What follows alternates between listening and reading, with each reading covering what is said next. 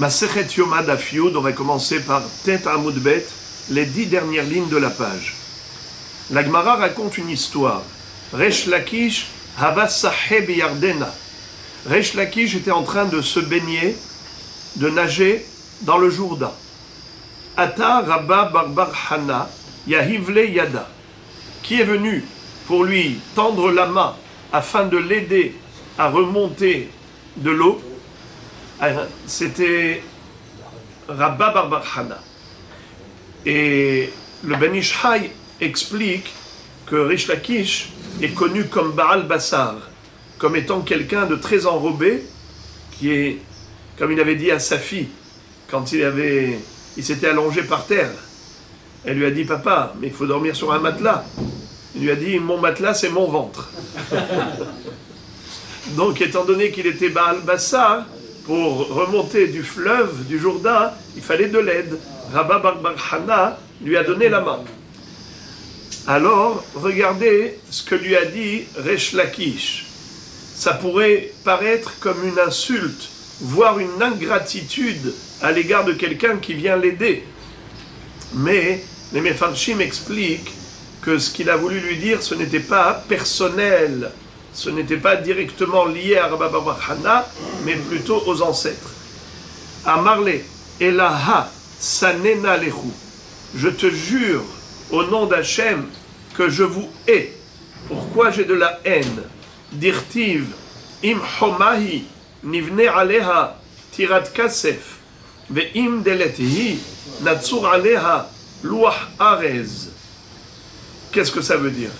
Il lui a fait un reproche, pas à lui personnellement, mais par rapport aux ancêtres de Rabba Barbar Hana. C'est qui les ancêtres de Rabba Barbar Hana?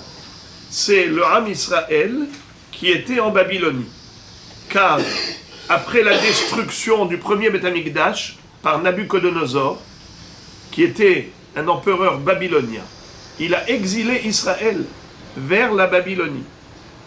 Et de ce fait, lorsque les Bnei Israël ont pu reconstruire avec l'autorisation de Cyrus et de Darius, de Dariavesh et de Koresh, Koresh le roi perse, qui avait permis à Ezra Sofer de rassembler le peuple pour remonter en Eretz Israël après 70 ans d'exil de Galout Bavel, qui est monté avec Ezra Sofer pour reconstruire le second temple.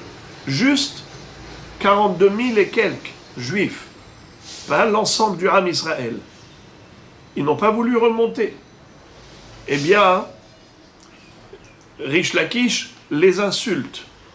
Il dit à Rabba Barbar Hana, qui venait de Babylone, il était Babli, il était venu en Eretz Israël pour étudier la Torah en Eretz Israël. Il lui dit, j'ai de la haine pour vous, c'est-à-dire pour tes ancêtres, qui n'ont pas suivi Ezra Sofer, et ils n'ont pas fait leur aliyah. Ils ne sont pas venus tous ensemble, comme une muraille. Im homahi. Une choma, une muraille, c'est le symbole d'une force. On est tous ensemble, alignés comme une muraille, la main dans la main, et on monte en force. D'accord? D'ailleurs, on retrouve ce terme-là dans Ktubot Avkuf Yud Aleph. Shelo ya'alu b'choma. B'choma, c'est-à-dire en force et tous ensemble. Du fait qu'ils sont restés en Babylonie, alors c'est vrai qu'il y a eu la reconstruction du Beth Amikdash, mais on n'avait pas la Hashra'at HaShechina, on n'avait pas la présence divine dans le Saint-Temple. Ce n'était pas comme à l'époque du premier Beth Amikdash construit par Shlomo HaMelech, où il y avait Hashra'at HaShechina. Dans le deuxième temple, il n'y avait pas. Alors il lui dit, à cause de qui, à cause de quoi? Parce qu'on n'avait pas tout le Ham Israël présent en Eretz Israël, comme à l'époque du premier temple.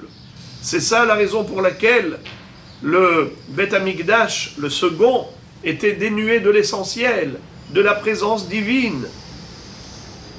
Regardez le Rashi. Au milieu de la page Rashi. Sanina lechu. J'ai de la haine pour vous. Lechol bene Bavel. Shelo alu bime Ezra. Uman'u shechina milavo. Milashuv lishrod bebayit sheni. Les Babyloniens qui ne sont pas montés tous ensemble avec Ezra, et à cause de la Shekhinah n'a pas régné et résidé dans le Bayit Sheni. Parce que le Pasuk dit Im homahi nivne aleha tirat kasef. Si vous étiez comme une muraille, revenus tous ensemble, alors à ce moment-là, vous auriez été comparé, et le Beth Amikdash aurait été comparé à un palais en argent. Tirat kasef. Rachidi, nimshaltem. Pardon, excusez-moi, d'abord la Gemara. Mais imdelet hi natsur alea luach arez. Et si c'est une porte, alors on va juste former dessus un tableau, une plaque de cèdre. Luach, un tableau de cèdre. Arez. Qu'est-ce que ça veut dire? Il lui a dit comme ça. Im asitem atzmecha kahoma. Si vous étiez comporté comme une muraille, ve'alitem kulechem bime Ezra, et vous étiez monté en Israël avec Ezra Sofer tous ensemble, nimshaltem ke kesef, vous auriez été comparé à de l'argent, chez En Rakav Sholetbo, qui ne peut pas pourrir. C'est pas comme le bois qui peut être rongé par les mythes, tandis que l'argent ne sera pas rongé, il reste tel quel. Maintenant, ve'im delet hi, arshav she'alitem kidlatot, nimshaltem ke'erez, she'arakav sholet bo. Mais maintenant que vous êtes montés comme des portes. Rashi explique, qu'est-ce que ça veut dire comme des portes? Sha'ar she'yesh bo shne dlatot, poteach ehad, ve'havero soger, kar alitem la hatza'in. C'est-à-dire que de la même façon que pour une entrée, il y a deux portes. C'est comme ça qu'ils avaient des portails. On avait deux bâtons, on avait deux portes dans la même entrée. On ouvre une et l'autre, ou bien parfois on peut laisser une fermée, ouvrir que l'autre. Alors le sha'ar, l'entrée qui a un double vantau, dans ces portes cochères, nous avons la possibilité d'en ouvrir une et de laisser l'autre fermée. La même chose, c'est ce qui s'est passé avec la Aliyah. Ils sont montés qu'à moitié, qu'une partie du peuple, même pas la moitié. Il n'y avait que 42 000 juifs qui sont montés en Israël. Alors, regardez ce que dit Rashi. Kidlatot, sha'ar sheshbosh nedlatot, poteach ehad, ve'havero soger, kach alitem la hatza'in. Vous n'êtes pas tous montés en Israël, vous aviez préféré par confort de rester en Chutz La'aretz. Eh bien voilà, finalement, à cause de cela, la Shekhinah n'a pas régné dans le deuxième Beth Amikdash. C'est d'actualité. Comme Sha'arakav Sholetbo Rachidi, car le bois, puisque une porte de bois, Imdelet hi, Natsur alea luach aretz. C'est quoi luach aretz? שהרקב שולט בו מקצתו תולעת אוכלתו מתוכו מקצתו קיים, כך קצת חזון שכינה היה שם וכולו לא היה. Qu'est-ce que ça veut dire? Il lui dit, c'est comme un cèdre qui est rongé de l'intérieur. Nimshaltem ke erez she'arakav sholet bo. Maintenant que vous êtes montés comme de la tote, il y a ceux qui expliquent que c'est Milachon Dal, peu de gens. C'était pauvre par rapport à l'ensemble du peuple. Il n'y avait que 42 000, c'est Dal, c'est pauvre. Eh bien, Nimshaltem ke erez, she'arakav sholet bo. Vous avez été comparé au cèdre qui est rongé par les mythes. Maï erez, amar oula, sasmagor. Maï sasmagor, amar Rabbi Abba bat kol. Alors, sasmagor, c'est le nom du vermisseau, de la vermine qui ronge le cèdre, et il peut ronger à l'intérieur le tronc, et l'extérieur, l'écorce, reste intacte. Alors, ces termites-là, qu'est-ce qu'elles font? Ces termites, elles rongent de l'intérieur. Et après ça, c'est louah arez.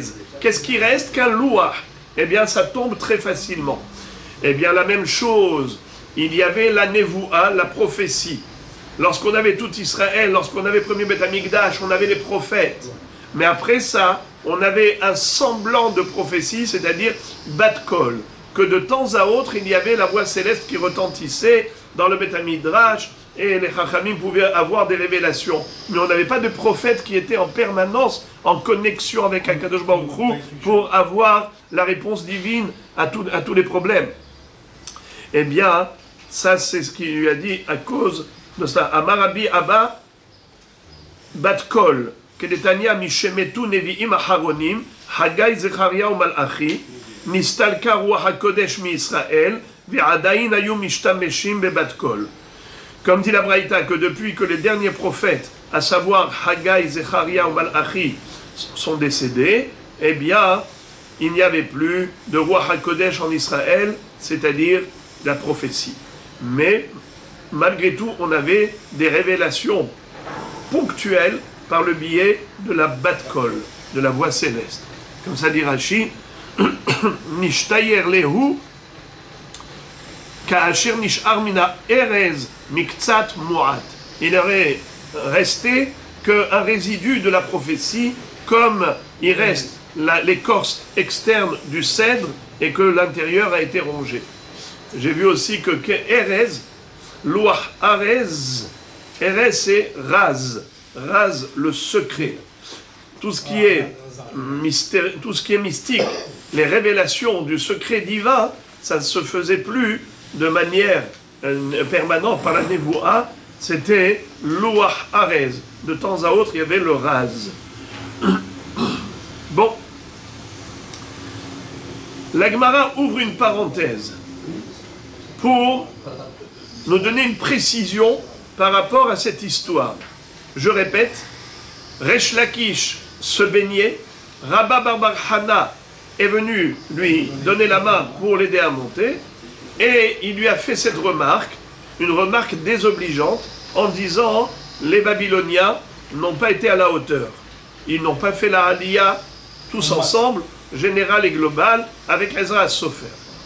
Et donc, il lui a montré que la différence entre le premier Beth Amikdash et le deuxième, c'était Ashrat, Shechina principalement, et ça c'est mentionné par allusion au travers du passouk dans Shir HaShirim, Im Homahi Nivne Aleha Tirat Kasef, Ve'im Delethi Natsur Aleha Luach Arez.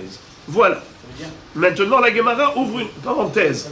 Le Ben Yoyada, le Ben Ishraï dit que pourquoi est-ce qu'il lui a fait cette remarque juste à ce moment-là, quand il lui a tendu la main pour l'aider à remonter du Jourdain.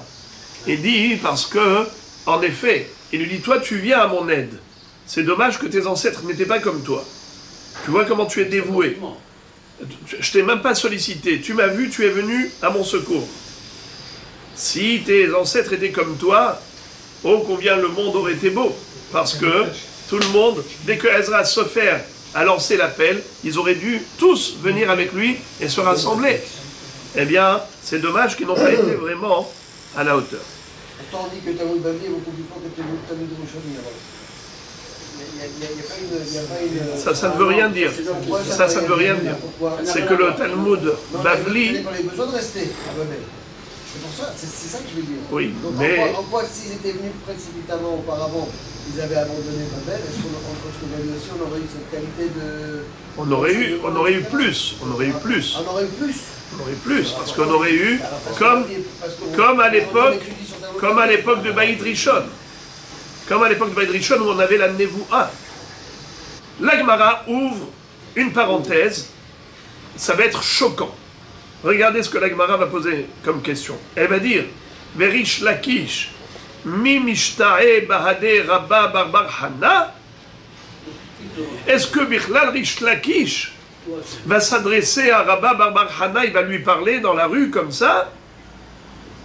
Ou Marabi El-Azar de Marade Arad Israël Ava, Velo Ava Mishta'e Rish Lakish Bahade. Si déjà Rabbi El-Azar, qui était contemporain de Rish Lakish, qui était considéré le grand maître d'Eretz Israël, il connaissait toute la Torah, Rabbi El-Azar. Malgré tout, Rish Lakish ne lui parlait pas en public. D'accord? car il y avait une règle. Des man de mishta'e, Rish Lakish, Bahade, Bashuk, Yahvu le Iska Belo Sahade. Car si quelqu'un avait le privilège que Rish Lakish s'adresse à lui dans la rue, cet homme-là était considéré plus que parfait aux yeux de la société. Et on pouvait lui prêter de l'argent sans même avoir des témoins. Sans témoins. C'est-à-dire que, normalement, quand on prête de l'argent, il faut de témoins. Quand est-ce que tu ne vas pas chercher des témoins au moment du prêt? C'est seulement si tu as confiance. Ça veut dire que cette personne, pour toi, à 100%, elle ne va pas renier le prêt. Alors, toute personne à qui Rish Lakish s'adressait dans la rue, les gens disaient, cet homme-là, tu peux, les yeux fermés, lui prêter de l'argent. Preuve, Rish Lakish lui a adressé la parole. Donc, Rish Lakish n'adressait pas la parole à n'importe qui. Alors la Gemara dit, même à Rabbi Elazar, il ne parlait pas dans la rue. Alors tu veux qu'il parle à Rabba Bar Hana qui était inférieur au niveau de Rabbi Elazar? Question. Alors, à cause de cela, la Gemara répond qu'ici, il y a une erreur au niveau des noms. Amarav Papa, Shadé Gavra Benayou. Mais un autre homme à l'intérieur de cette histoire. Orish Lakish Hava Uzaire, c'est-à-dire que les deux personnes en question qui se sont croisées lorsque Rish Lakish était dans le Jourdain, eh bien, c'était pas Rabba Bar Hana, c'était quelqu'un de beaucoup plus Hashuv, c'était Ze'ire. Ou bien, si tu dis que c'était Rabba Bar Hana, ou Rabba Bar Hana Hava, Verabi Elazar.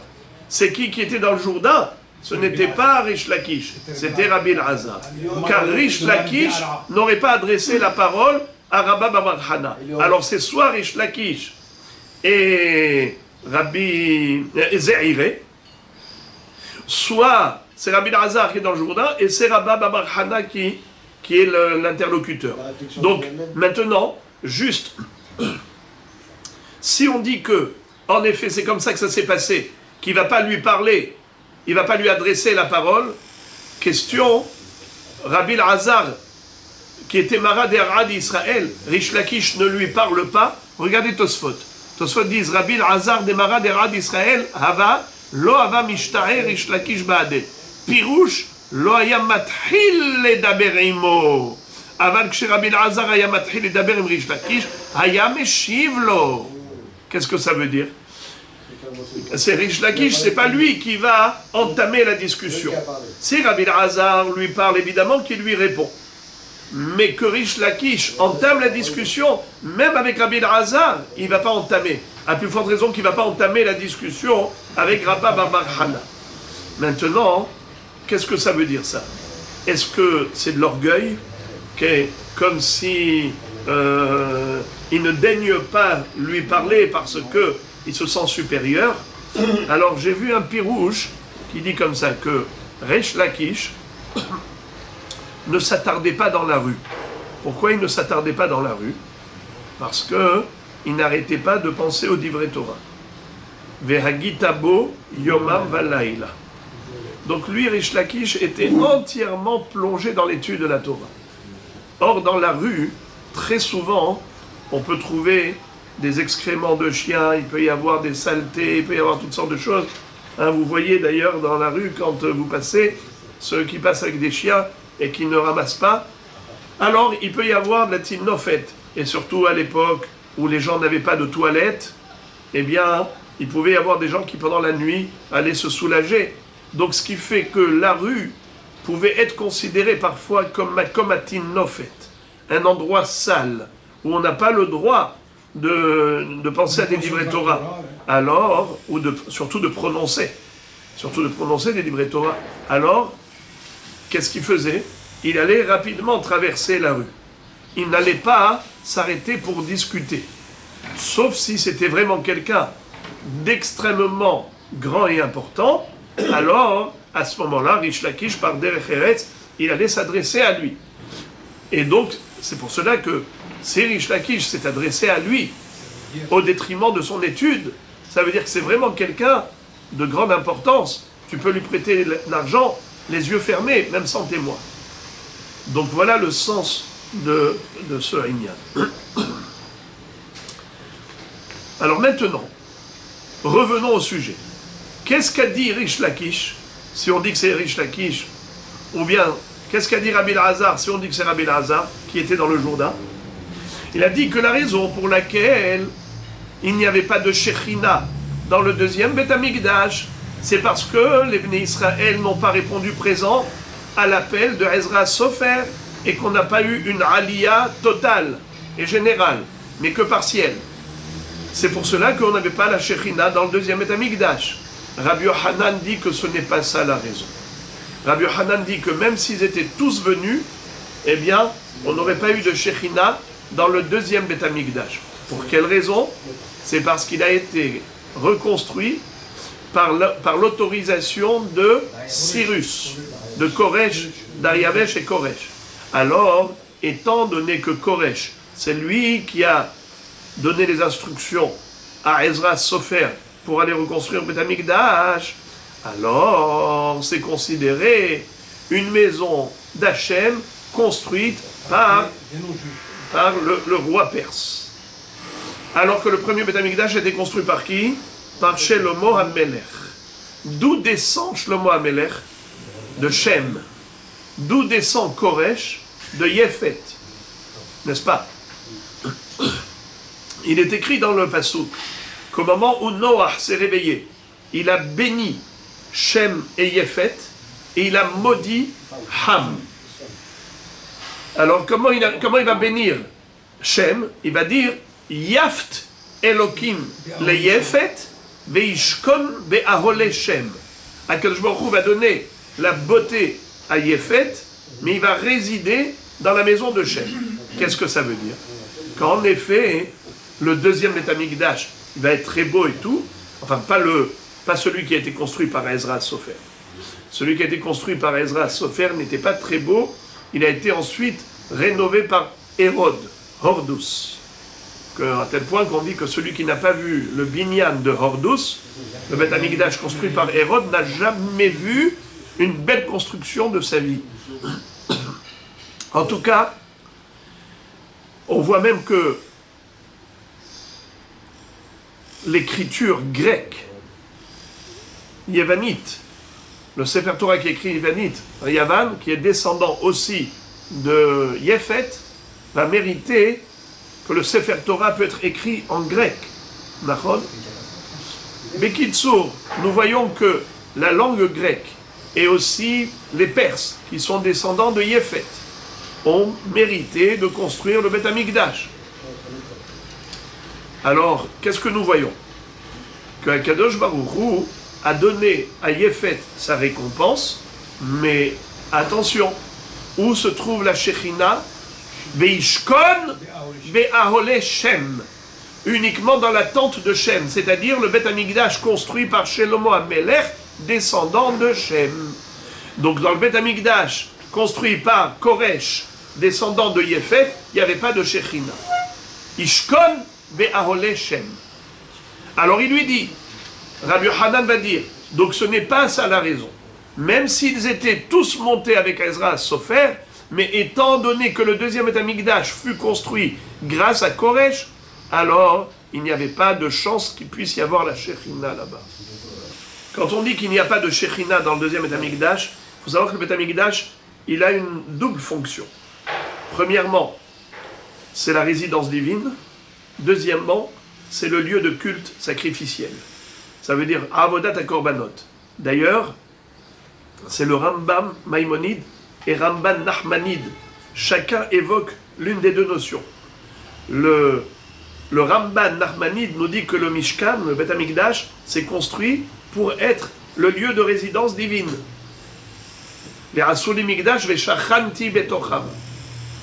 Ils construiront pour moi un sanctuaire dans lequel je résiderai.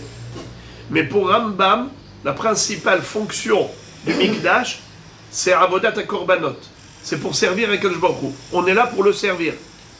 Donc c'est le Saint-Temple où on est là pour servir Hachem. Donc c'est ça. Maintenant, si on est méritant, Alors on a les deux facteurs réunis. On est là pour servir Hachem et Hachem se complaît dans cette résidence. Mais dans le deuxième Beth Amikdash, on servait Hachem, on faisait les korbanot, mais Akadosh Baruch Hu ne résidait pas dedans, n'a pas fait régner sa Shekhinah. Pourquoi? Parce que ça a été construit non pas par un descendant de Shem, mais par un descendant de Yéfet. Dariavesh était le beau-père de Koresh et ensemble, ils avaient abattu Belshazzar le Babylonien, puisque Nabuchodonosor, qui avait détruit le premier Beth Amikdash, Nebuchadnezzar avait régné pendant 45 ans, son fils Evin Merodach pendant 23 ans, son petit-fils Balthazar Belshazzar pendant 2 ans. Et il a été abattu par Darius et Cyrus, Dariavesh et Koresh, qui l'ont tué. Et c'est comme ça qu'ils ont pris ensuite le dessus. Et Am Israël était à ce moment-là donc sous la domination perse. Et sous la domination perse, Ahashverosh, par la suite, n'est-ce pas? Eh bien, les amis, d'abord Ahashverosh, les amis, Koresh, quand il donne le droit à Ezra Sofer n'arrive pas à réunir tout le peuple. Mais il construit le Beth Amikdash. Quelle est la raison pour laquelle la Shekhinah n'a pas résidé dans le deuxième temple? Selon Rish Lakish, c'est parce qu'ils ne sont pas tous montés ensemble. Selon Rabbi Yochanan, même s'ils étaient tous là, mais vu que celui qui a été à l'origine de cette construction, c'est Koresh, alors il ne mérite pas, il n'a pas le srout de pouvoir ramener la Shekhinah ici. Juste, j'ouvre une parenthèse pour compléter un petit peu ce sujet. Il est écrit dans la Gemara qu'il y avait des nissim dans le Beth Amikdash, des nissim extraordinaires. Et la Gemara dit que Hamisha Dvarim Ne'emru, Hamisha Devarim Sheayu Ben Mikdash Rishon et Mikdash Sheni, Ve'eluhen Aaron, Ve'kaporet, Ukruvim, Esh, Ushchina, Ve'ruach HaKodesh, Ve'urim Ve'tumim. Qu'est-ce que ça veut dire? On avait le Aaron, Ve'kaporet, Ukruvim. C'est 3 choses. L'arche sainte avec le couvercle, avec les chérubins dessus, c'est une chose. Esh, c'est-à-dire le feu céleste qui descendait, ne venait plus dans le Mikdash Sheni. Troisièmement, Shekhinah. Donc il n'y avait plus de Hashra'at HaShekhinah, de résidence divine. Ve'ruach HaKodesh, et donc la prophétie. Ve'urim ve'tumim, il n'y avait même plus le Urim ve'tumim. Ça veut dire, il y avait le pectoral, mais il n'y avait pas le parchemin, il n'y avait pas la réponse divine avec le parchemin qui était dans le pli. Bon les amis, je vois que ça vous intéresse, mais on va quand même avancer. Afalgab, comme dit la Gemara d'Afiyud, première ligne, Afalgab de Yaft Elokim le Yefet, En HaShekhinah Shorabo. Regardez, Rashi, en haut, premier Rashi.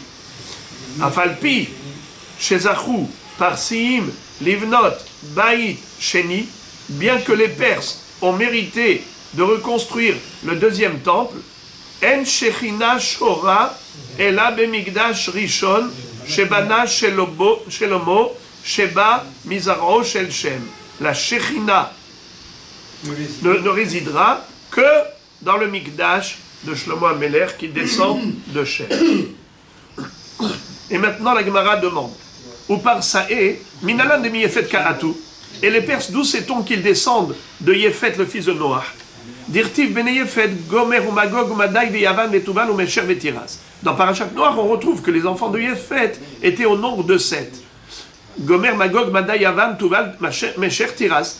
Et ceux-là, ces 7 fils, eux ont construit chacun un pays qui portait leur nom. Gomer, c'est Germania. Germania, le gars de Vilna lit plutôt Germania. La Germanie, c'est l'Allemagne. Magog, zo Candia. Madai, zo Macedonia. Macedonia, c'est la Macédoine. Yavan, Kemashmaro, c'est la Grèce. Tuval, zo Betiniaki. Alors ils traduisent par Bitini. Mesher, zo Moussia. Mesher, c'est le pays de Moussia. Tiras, Maintenant, c'est quel pays Tiras? Pligeba Rabbi Simai et Rabanan. Il y a une mahloquette entre Rabanan et Rabbi Simai. Mais Amrela Rabbi Simon et Rabanan. Certains disent c'est pas Rabbi Simai, c'est Rabbi Simon et Chachamim. Hadamar zo betariaki et Hadamar zo paras. Il y en a un qui dit que c'est Tariaki, c'est Tras, et Hadamar zo paras, c'est la Perse. Tané Rabbi Yosef, Tiras zo paras. Et en effet, Rabbi Yosef, c'est une braïta selon laquelle il est clair que Tiras, c'est la Perse. Ensuite, si déjà on a expliqué c'est quoi tous ces noms, quels sont les pays qui correspondent à ces 7 noms, alors la Gemara en profite pour expliquer également d'autres endroits. Savta, Verama, Vesavtecha. Puisqu'on a trouvé dans la suite, là-bas dans Parashat Noach, on retrouve Savta, Rama et Savtecha. Tané Rav Yosef. Rav Yosef nous explique c'est quoi Savta et c'est quoi Savtecha. Puisque Savta et Savtecha, ça paraît être la même chose. Il y a juste le Chaf qui change. Alors, ça désigne quel lieu géographique, puisque là, on est dans la géographie. Alors, il dit, c'est Sakistan Gaviata, et Sakistan Bariata. Il y a Sakistan intérieur et extérieur. Ce sont des régions qui étaient l'une à l'intérieur de l'autre. Voici un exemple de quoi avait l'air Savta et Savtecha. On avait Savta, c'était le pays qui faisait tout ce tour extérieur, et on avait Savtecha au milieu. Entre eux, il y avait un écart. Donc, ce que vous voyez ici dans la périphérie, c'était le pays de Savta, et ce que vous voyez au centre, c'était le pays de Savtecha. Et la Gemara va dire que, regardez, Sakistan Gaviata, et Sakistan Baraita. Le pays de Sakistan d'extérieur et le pays de Sakistan d'intérieur. Ben Hada le Hada, mais à parse. Entre là et là, on avait 100 parsaot d'écart. Voyez-vous, entre là et là, on a 100 parsaot. Combien c'est une parsa? C'est 4 km. 100 parsaot, ça fait 400 km. Il y avait 400 km d'écart entre la frontière de Savtecha et la frontière de Savta. 400 km. Maintenant, comme ici, je n'ai pas dessiné un vrai dessin, mais ce pays-là de Savta qui est à l'extérieur était gigantesque. La deuxième frontière, c'est-à-dire la limite, la frontière extérieure de Savta, d'un endroit à l'autre, c'était combien? 1000 parsaot. Ça veut dire que de là à là, on avait 4000 km. De là, de l'extrémité à cette extrémité, on avait 4000 km. Elef parsaot. Donc, comment? Paris-Tel Aviv, comme vous dites. Vraiment, c'est l'histoire qui se passe en ce moment entre l'Azerbaïdjan et le Karabakh. C'est le même dessin, c'est le même. Kazakh. C'est le même. Alors la Gemara continue de nous décrire des lieux géographiques. Vatehi reshit mamlarto, Bavel, ve'erer, ve'akad, ve'chalne. C'est-à-dire que Nimrod, il est dit de lui, puisqu'on parle des lieux géographiques, alors on explique. Nimrod, Vatehi reshit mamlarto, Bavel. Il a commencé à régner, où ça? En Babylonie. Ve'erech. C'est quoi Erech? Alors, Erech, on traduit par Uruk. C'est un pays en Mésopotamie. Ensuite, Erech. Ve'akad, c'est une ville également en Mésopotamie. Ve'chalne, c'est une ville en Mésopotamie. Bavel, Kemashma'a, comme on l'entend, la Babylonie. Erech, Zé Orichut. Erech, Orichut, c'est le nom. Ve'akad, c'est Baskar. Akkad, c'est ce qui était connu à l'époque de la Gemara comme étant une ville qui s'appelait Basrar. Kalné, Ze Nofer Ninfi. Kalne, c'est ce qu'on appelle Nofer Ninfi. Ok. Mina Aretzaï Yatsa Ashur. Qui est-ce qui a quitté Nimrod, qui voulait plus habiter à côté de ce rachat de Nimrod à rachat? C'était Ashur, le tzaddik. Il est parti, il a construit des villes. Il a construit Ninvé. Tané Rav Yosef. Ashur Zesilak. Donc à l'époque, Ashur, ça s'appelait le pays de Silak, qui est la Syrie. Nahon. La Syrie ou la Syrie? Ah. La Syrie ou la Syrie? En un seul mot. En un seul mot. Les Assyriens. En un seul mot. Les Assyriens. Alors, ici, il dit que Silak, Silak, c'est la Seleucie sur l'Euphrate, sur le Tigre, pardon. Un pays qui s'appelle Seleucie, sur le Tigre, qui est au bord du Tigre. Vaïven et Ninve, vedre Hovot Ir, ved Kalah. Ninve kemashmao. Ninve, c'est Ninive. Rehovot Ir, Zoperat de Meishan. Rehovot Ir, c'est maison sur l'Euphrate en Mésopotamie. Kalah, Zoperat de Boursif. Alors, Kalah, il y avait une ville qui s'appelait Boursif, en Babylonie. C'était, on retrouve ça dans Masechet Gittin, Boursif. Alors, Zoperat de Boursif, Ve Edresen, Ben Ninve ou Ben Kalah, Iair Agedola. Dans le passouk, il est écrit qu'il a construit Monsieur Ashur, qui était un tzaddik. Il a Vaïven et Ninve vetre Hovot Ir vet Kalah. Alors, on nous dit comme ça, Ved Resen, il a construit la ville de Resen, Ben Ninve ou Ben Kalah, Iair Agedola. Ça veut dire que il a construit Resen entre Ninve et Kalah, qui est la grande ville. Alors maintenant, Resen, d'abord, c'est quoi? Resen, c'est Actisphone. C'est un pays connu à l'époque d'Agmara qui s'appelait Actisphone. Hi'air Agedola, Eniodeya, Im Ninve, Hi'air Agedola, Im Resen, Hi'air Agedola. C'est quoi qui est l'Air Agedola? Resen ou Ninve. Alors, on nous dit comme ça. Kshehu Omer ve Ninve haïta ir Gedola l'Elokim, Mahalach Sheloshet Yamim, Heve Omer, Ninve Hi'air Agedola. Dans le livre de Yona, le prophète Jonas, là-bas on nous décrit que Ninive était Ir Gedola l'Elokim. Ça veut dire une très grande ville. Donc c'est sûr que la Torah, quand elle écrit Ir Gedola, elle fait allusion à Ninive et non pas à Resen ou à Kalah. Puisque on a interprété les lieux géographiques, alors maintenant on va interpréter, c'est-à-dire on a interprété des noms qui finalement ont été portés par des lieux. L'endroit a porté le nom de son constructeur, comme on a vu, des enfants de Yéphet.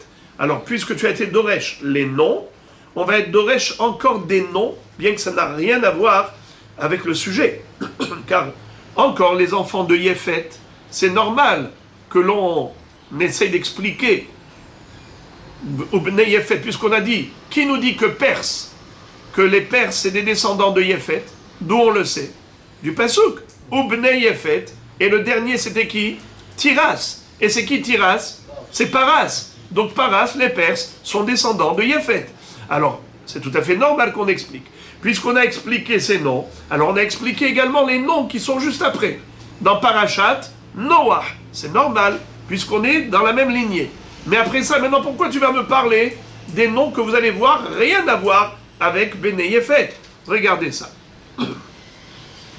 Vesham Ahiman, Sheshai, Vetalmai, Yelide Ha'anak, qui se trouvaient là-bas en Eretz Israël, des géants. Lorsque Moshe Rabbeinu a envoyé les Meraglim, ils sont revenus avec un rapport dissuadant, décourageant, du fait qu'ils ont vu là-bas des géants. C'est qui? Ahiman, Sheshai, Vetalmai, Yelide Ha'anak. des fils de géants. Tana, Ahiman, Meyuman Sheba Ahim. Le mot Ahiman, c'est la contraction de deux mots. Meyuman Sheba Ahim, le plus fort parmi les frères. Sheshai, Hashem Shemesim Ta'aretz Kishhitot. Le mot Sheshai, ça veut dire destruction, comme ça dit Rashi. Sheshai, Lachon Hashet Ve'ashever. Et donc Sheshai, qui détruit la terre avec ses pieds, c'est-à-dire il était tellement lourd, ce géant, que avec ses pieds il marchait, il détruisait la terre. Et l'autre, Talmai, Shemesim et Ta'aretz, Tlamim, Tlamim. Pareil, l'autre aussi, avec ses pieds, il faisait carrément des sillons. Il sillonnait la terre avec ses pas. Davar Aher, Ahiman, Bana Anat, Sheshai, Bana Alush, Talmai, Bana Talbush. Quels sont les lieux qu'ils ont construits? Eh bien, Ahiman a construit la ville de Anat, Sheshai a construit la ville de Alush, et Talmai a construit la ville de Talbush. Yelideh Ha'anak, descendant des géants. Pourquoi est-ce qu'il s'appelle Anak? Pourquoi le géant s'appelle Anak? Chez Ma'anikim Hamam et Komatan. Parce qu'ils faisaient du soleil leur collier. Qu'est-ce que ça veut dire? Quand vous regardez le géant, il y a le soleil qui se trouve là-haut. Et vous voyez le géant, vous dites, mais je crois que sa tête, elle est dans le soleil. Le soleil, c'est son collier. Nachon? Ça veut dire que... Sa couronne, qu'est-ce que... oui, une couronne, mais le Anak, Anakim et Gargerotecha. Le collier s'appelle Anak, aussi parce qu'il fait le tour. Tout ce qui fait le tour, comme une couronne ou un collier, ça s'appelle Anak. Alors donc, Ma'anikim Hamam et Komatan. Ils étaient tellement grands, comme si ils faisaient un trou dans le soleil et qu'ils se sont mis un collier. Ça n'a rien à voir avec les Meraglim. C'est pourtant... Non, on a vu ça chez les Meraglim, quand les Meraglim ils sont partis. Mais... Ceux qui parlaient, ils ont parlé à Sarah. Meraglim. C'est ceux qui étaient avec, ils ont parlé à Sarah. Ok les frères. Amar Rabbi Yoshua ben Levi, Amar Rabbi, Atida Romi Shetipol Biyad Paras, Sheneemar, Lachen Shim'u Atzat Hashem, Asher Ya'atz al Edom, Umachshevotav Asher Hashav al Yoshve Teman, Im lo Yishavum Tse'ire Hatzon, Im lo Yasim Alehem Nevehem. C'est-à-dire que Akadosh Baruch Hu va détruire Rome par les Perses, par la Perse. C'est-à-dire les Perses vont détruire les Romains. Comme il est dit, au travers de cette prophétie, la reine Shim'u Atzat Hashem, Asher Ya'atz al Edom, voici le programme que Akadosh Baruch Hu a programmé contre Edom, Umachshevotav Asher Hashav al Yoshve Teman, ce qu'il a comploté contre les habitants du sud. Imlo Ishavum Tse'ire Hatzon, Imlo Yashim Aleem Nevehem. J'ai mal lu. J'ai dit Yassim. C'est plutôt Yashim Shmama. Akadosh Baruch Hu va détruire leur maison. Par qui? Par les Tse'ire Hatzon. Par les jeunes du troupeau. C'est qui les jeunes du troupeau? C'est... Ça fait allusion à qui? À Perse, à la Perse. À l'Iran. La Gemara pose la question, elle dit Matkif la Rabba Barou la Maï Mashma de Tse'ire Hatson Parasu. Qui te dit que Tse'ire Hatson c'est l'Iran? Dirtiv Ha'aïl Asher Ra'ita Ba'al Karnaïm Malché Madai ou Paras. Il a dit parce que dans le rêve de Nebuchadnezzar, Daniel qui a interprété et qui a dit que ce que tu as vu, le Haïl, plutôt le rêve de Daniel. Oui. Le rêve de Daniel, qu'est-ce que nous voyons? Qu'il a vu le bélier qui monte avec ses cornes. Il lui a dit, c'est quoi le bélier qui monte avec ses cornes? C'est les deux cornes, c'est Madai ou Paras, le beau-père et le gendre, Darius et Cyrus. Donc tu vois que le Tse'ire Hatson, le bélier qui est le jeune du troupeau, fait allusion à Paras ou Madaï dans le livre de Daniel. Alors la Gemara dit, mais non, je peux te dire que Ve'ima Yavan, peut-être que ça fait allusion à la Grèce, Dirti Ve'atsefir As-Sa'ir Melech Yavan, comme il est écrit que le bouc, ça faisait allusion au roi grec. Alors peut-être que le jeune du troupeau, Tse'ire Hatson, ce n'est pas forcément le bélier qui correspond à Paras ou Madaï, peut-être que ça correspond au bouc qui faisait allusion à la Grèce, à Yavan. Donc maintenant, c'est qui le descendant de comment il s'appelle? Excusez-moi. Tu as dit que Romi va tomber entre les mains de la Perse. Sur quoi tu t'appuies? Parce que c'est écrit Tse'ire Hatson, qui vont tomber entre les mains du jeune du troupeau. Les jeunes du troupeau. C'est qui les jeunes du troupeau? Tu as dit que c'est le bélier. Mais non, peut-être que c'est le bouc. Le bélier fait allusion avec ses deux cornes à Paras ou Madaï. Mais peut-être que c'est le bouc qui fait allusion à Yavan. Alors qui te dit que Rome va tomber entre les mains de l'Iran? Peut-être que Rome va tomber entre les mains de la Grèce, des Grecs. Alors la Gemara répond,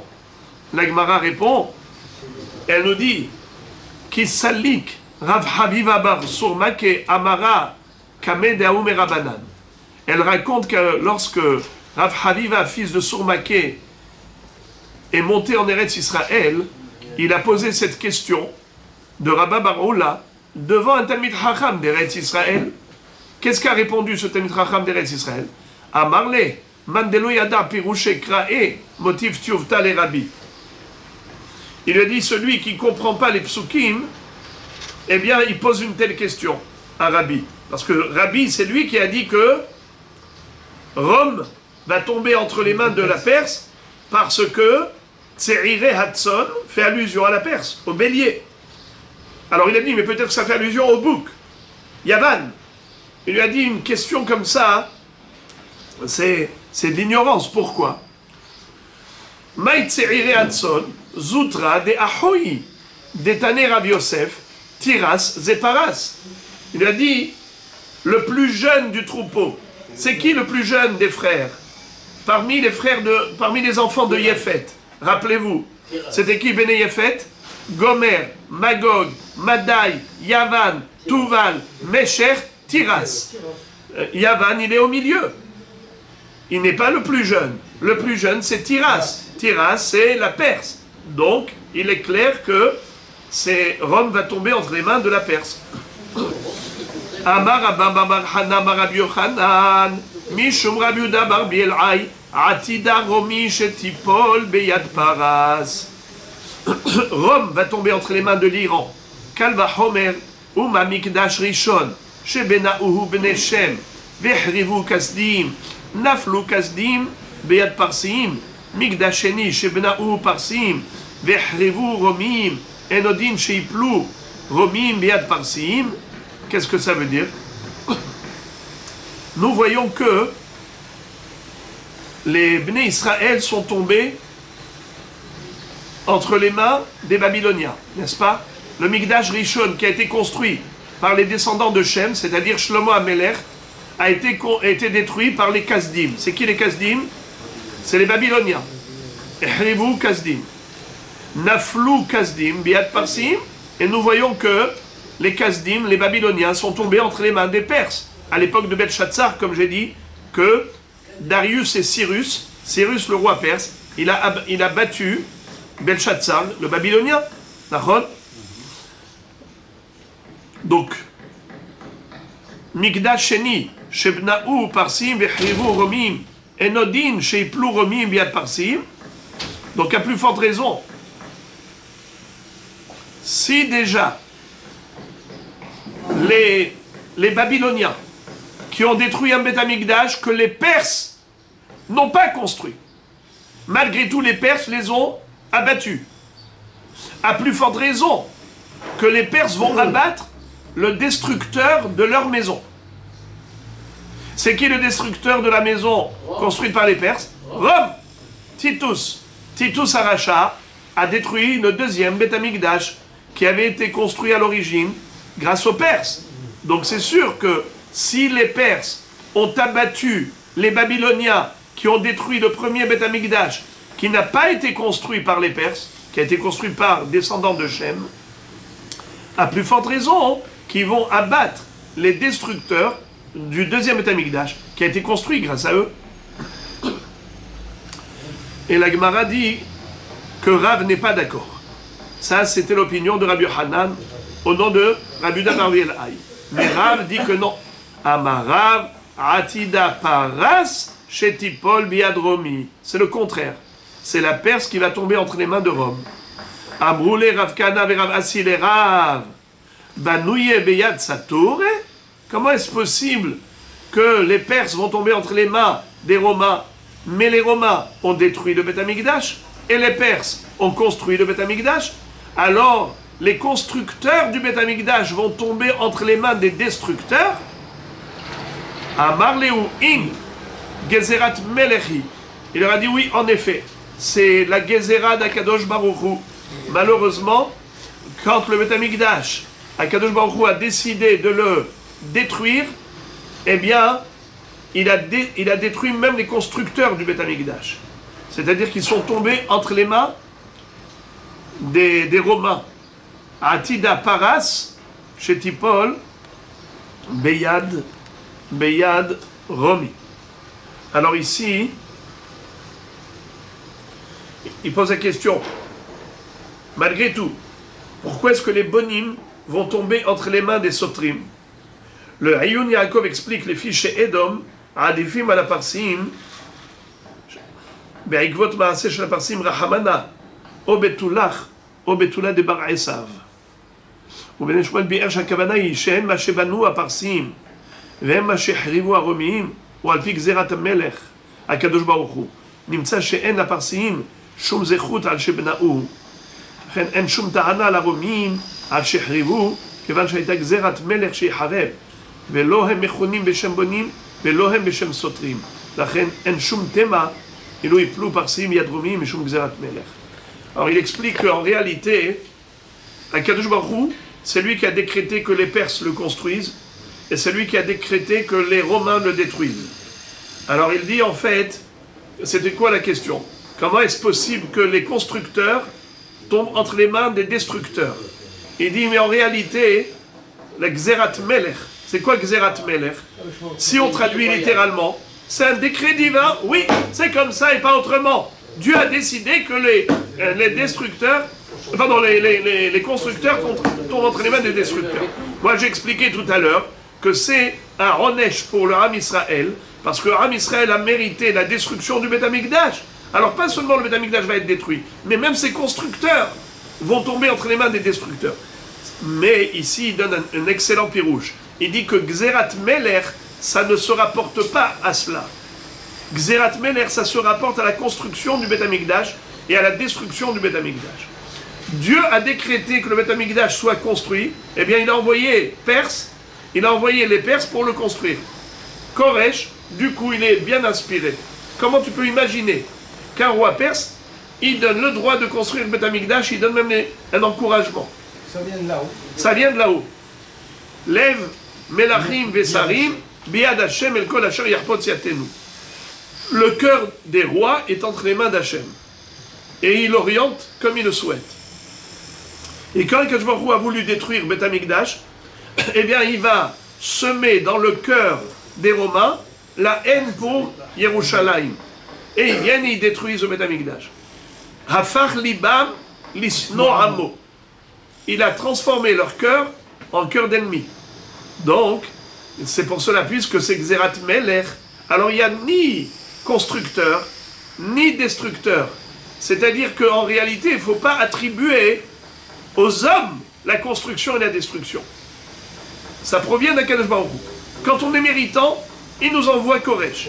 Quand on n'est pas méritant, il nous envoie Titus. Alors de ce fait, puisque ce n'est pas eux, en réalité, qui sont à l'origine de l'action, donc tu peux comprendre que les Perses vont tomber entre les mains des Romains, et ce n'est pas Et ce n'est pas une question de dire, mais comment les constructeurs vont tomber entre les mains des destructeurs? Eh bien parce qu'il n'y a pas de constructeur, il n'y a pas de destructeur. Tout provient d'Hachem. Les Grecs sont venus au milieu entre les deux. Et maintenant la Gemara nous dit, des Ika de Amre, Inhu Nami, Hakasatre Bekenishta. Tu veux savoir pourquoi les Perses vont tomber entre les mains des Romains? Parce que eux aussi détruisaient des synagogues. Tanya Nameachi, il y a une braïta qui corrobore. Atida Paras Shetipol Beadromi. L'Iran va tomber entre les mains des Romains. Hadad et Satre Bekenishta. Premièrement, c'est qu'ils détruisent les synagogues. Verod, Shegzerat Melechi, Sheiplu Bonim Bead Asotrim. C'est le décret divin. D'Amar Abuda Amarav, En Ben David Ba, Ad Shetif Shot Malchut Romi Arsha'a, Bechol Haolam Kulo, Tisha Chodashim. שנאמר לכן יתנם עד עת יולדה ילדה ויתר אחיו ישובון על בני ישראל. C'est-à-dire que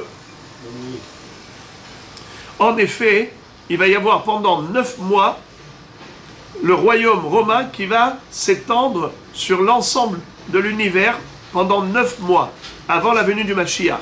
שנאמר לכן יתנם עד עת יולדה ילדה. Combien de temps ça met pour accoucher? 9 mois. Eh bien, ces 9 mois de grossesse, c'est ce qui va précéder l'avènement messianique. Ensuite reviendront les Béné Israël.